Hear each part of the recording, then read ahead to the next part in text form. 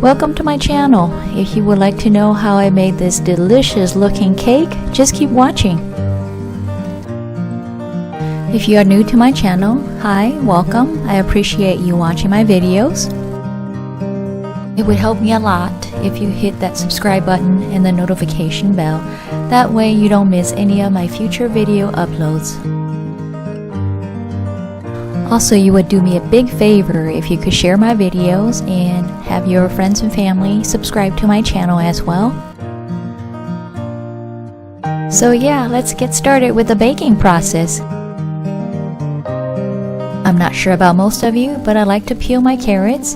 And can you take a look at these carrots? I mean, aren't they the biggest carrots you ever seen? This is the tool I have for shredding my carrots. We'll need 3 cups of shredded carrots for this recipe.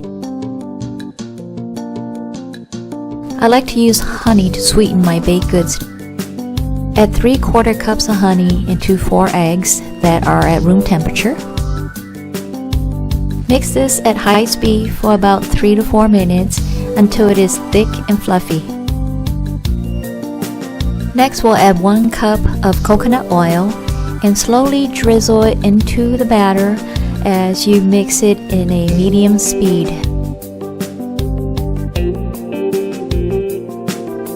And this is for those who may be new to baking. You want to make sure that your flour is measured at a level, and I usually do this by using a knife or some straight edge to kind of level off the flour in my cup.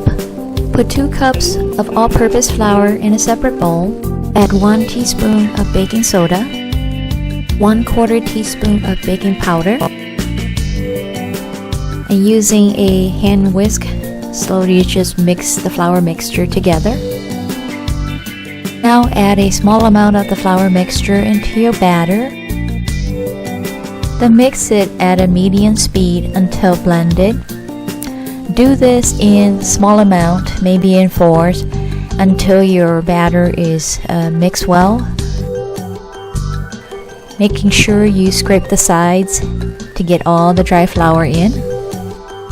Using a spatula, folding your 3 cups of carrots into your mixture.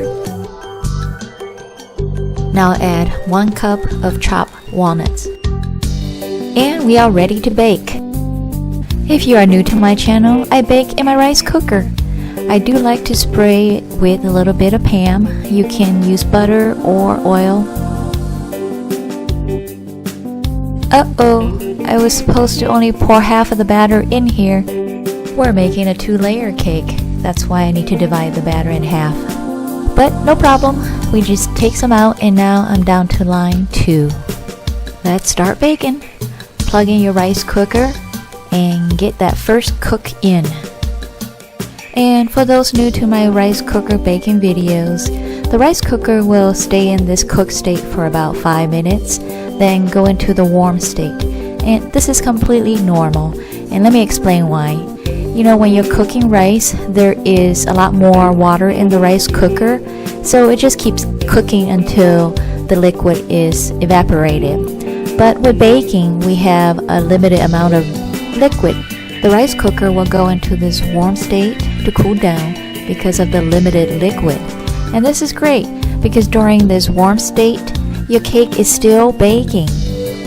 Once it goes into the warm state, just be patient and wait for about 20 minutes and then push that cook button again.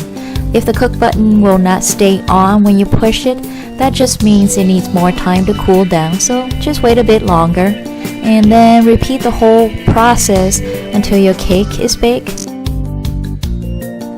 Okay, my cooker just went into the warm state, and this is when I set my timer for about 20 minutes from now. While we're waiting for the next bake cycle, let's go ahead and make the frosting. Add 1 1/3 cup of powdered sugar to 1/3 cup of softened butter. Mix it at a medium speed until well blended. Make sure you are scraping from the side as well. And I like Philadelphia cream cheese. I think they're the best. We'll mix 1 8-ounce stick at a time and blend it well on medium speed.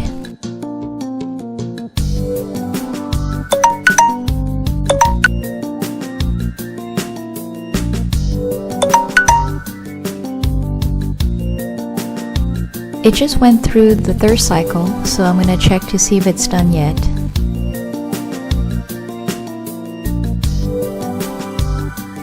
And looks like the chopstick is coming out clean, so we are done. I'm going to take it out of the cooker and set it on this wire rack to cool. Once it's cool enough, just put a plate over it and then turn it upside down. Our crust is a little bit dark, but hey, I'm sure it's going to be delicious still. And it does look like it might have been overbaked a little bit, so on the next cake I'm baking it for 2 cycles. Our first cake has cooled enough, so I'm going to just add a generous amount of frosting right on top.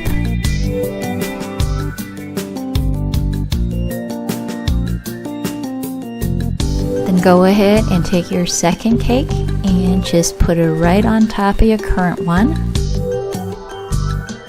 And this one was only baked for 2 cycles, so it looks a little bit better, not as dry as the previous one.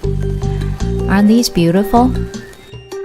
Okay, so did I mention that I never went to culinary school or pastry school? Don't judge my frosting on how good this cake will be. Just like they say, don't judge a book by its cover. I bet you this will taste wonderful. Sprinkle the half a cup of chopped walnuts on top, and we're ready to eat this thing. It does feel a little bit dense.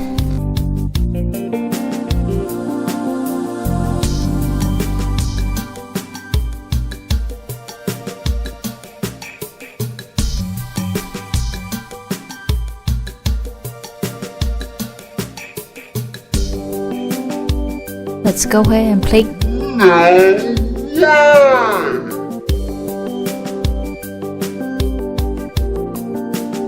And let's try this again.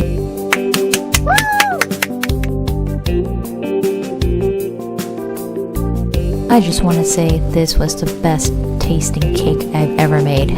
Please try it and let me know how yours turn out.